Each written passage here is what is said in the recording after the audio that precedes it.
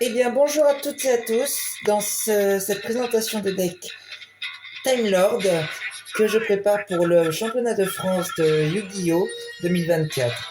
Alors, c'est un deck avec un main deck de 42 cartes, un side deck de 15 cartes, bien sûr, et un extra deck de 15 cartes, mais qui n'est pas complet car je n'ai pas toutes les cartes. Voilà. Et va être en constante évolution jusqu'à la fin du jusqu'au départ du CDF. Voilà, voilà. Bon, maintenant, nous allons passer à la présentation. Dans un premier temps, je vais vous séparer les monstres, les magies et les pièges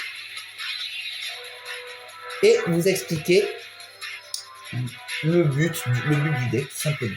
Hop. Les Time Lords, ce sont des monstres qui ont un effet commun, c'est-à-dire ils ne sont pas destructibles au combat ni par effet de carte. En plus, ils retournent dans le deck à la stand-by phase, à la prochaine stand-by phase. Et à côté, ils ont des effets spécifiques. Donc, dans un premier temps, j'utilise 3 Cendéon, qui est le seul des sauteurs. Voilà. Qui a 4000 d'attaque. Et qui inflige 2000 points de dégâts à l'adversaire. Voilà. Ensuite, j'utilise 3 missions qui infligent la moitié des dégâts de l'adversaire.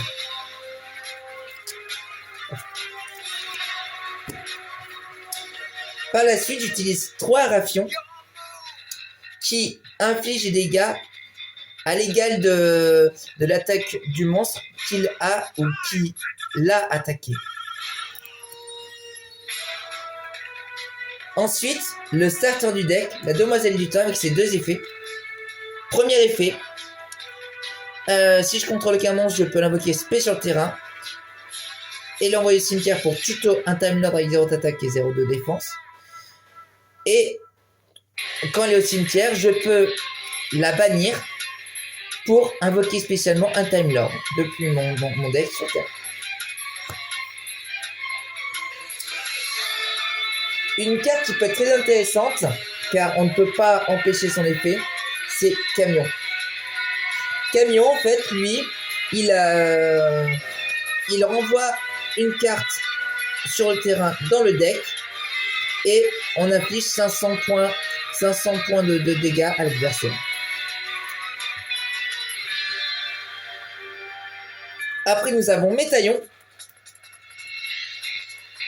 qui renvoie à la main tous les monstres sur le terrain de l'adversaire et qui inflige 300 de points de vie à l'adversaire pour chaque monstre renvoyé en main ou dans l'extra deck. En dernier Time Lord, nous avons de Lasion. Si je go first au moins au tour de l'adversaire, et ben l'adversaire à sa draw phase va perdre 1000 points de vie. Et s'il attaque ou il est attaqué, et ben je renvoie toutes les cartes dans le cimetière de l'adversaire dans le deck. Enfin, en end trap, j'utilise Héros de Lumière Écarlate pour annuler les effets de monstre et détruire. Voilà, j'en utilise 2. En magie, vous allez voir, c'est très spécifique comme deck.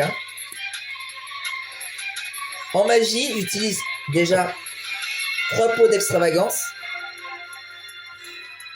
pour piocher, bien sûr. Important. Parce que vous allez voir que j'ai pas une draw power très importante dans le deck. Pour invoquer spé, je n'ai pas beaucoup de moyens. J'ai la demoiselle du temps et j'ai transformation céleste. Transformation céleste qui va me permettre d'invoquer un de mes Time Lords depuis ma main. Ensuite, dans le cadre d'une interruption, j'ai Saint Graal. Le Graal interdit. Voilà. On va annuler les effets de démonstre adverse. d'un monstre adverse et puis on va lui faire gagner 400, c'est ça? Oui, 400. Voilà, d'attaque. Pour contrôler Born, j'ai vu que Mine Mystique est banni. J'ai le messager de paix. Pour la maudite somme de 100 points de vie par tour, à chacun de mes draw phases, tous les monstres avec 1500 d'attaque ou plus ne peuvent pas déclarer d'attaque. Ensuite, pour détruire les MP, j'ai un plumeau de Damarpi et un Twin Twister. Et enfin, pour aller avec la demoiselle du temps, j'ai dans un premier temps le sacrifice inutile qui me permet d'activer le deuxième effet de la demoiselle du temps dans le cimetière.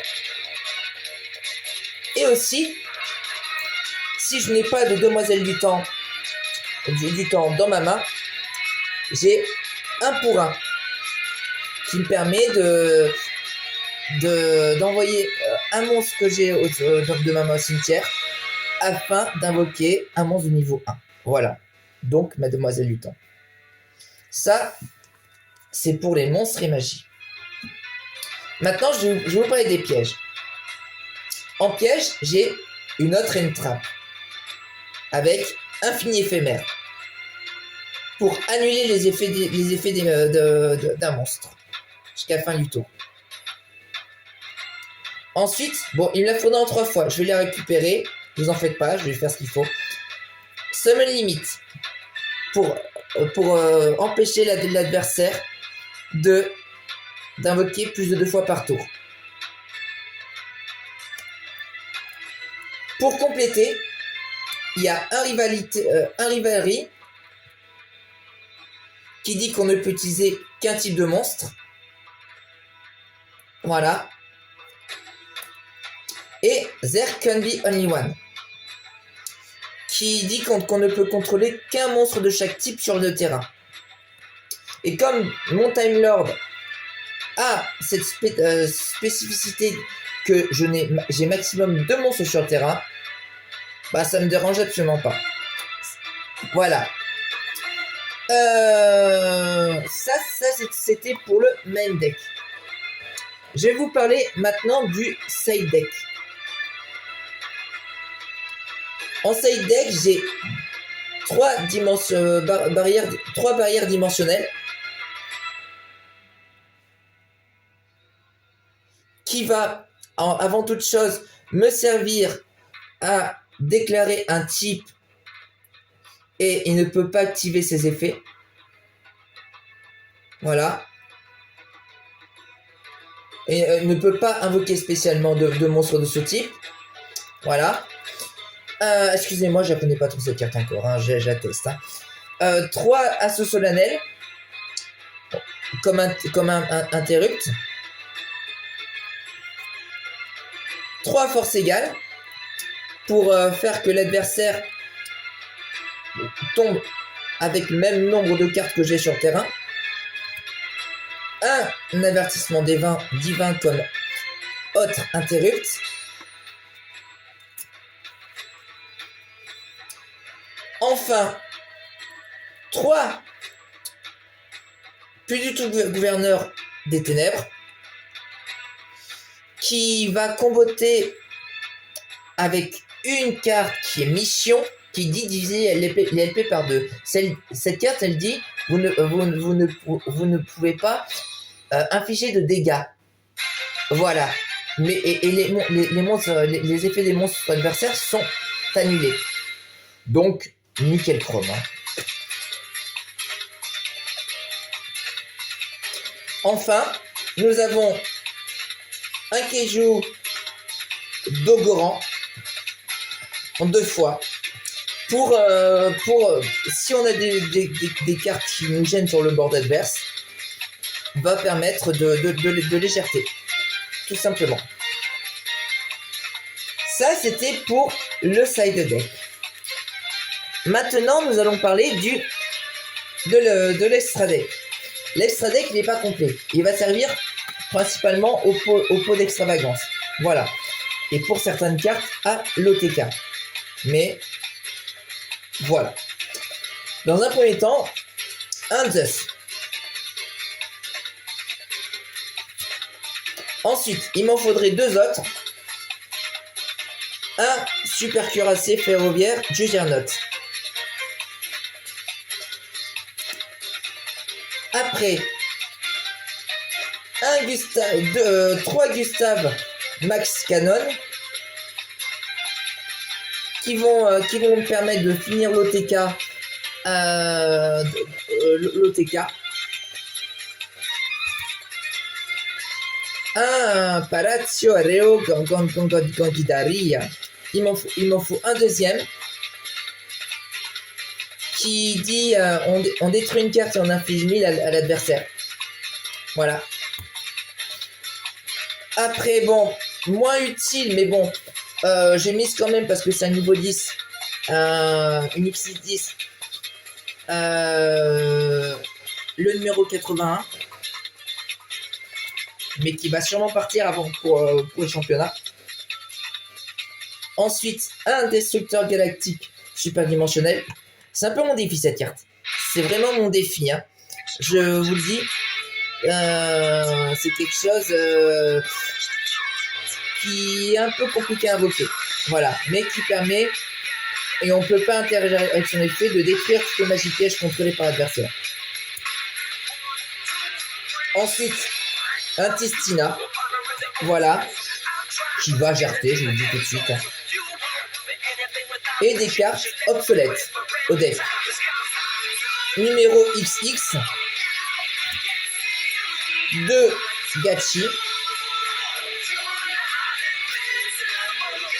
Et un Dark Rebellion XYZ. Dragon.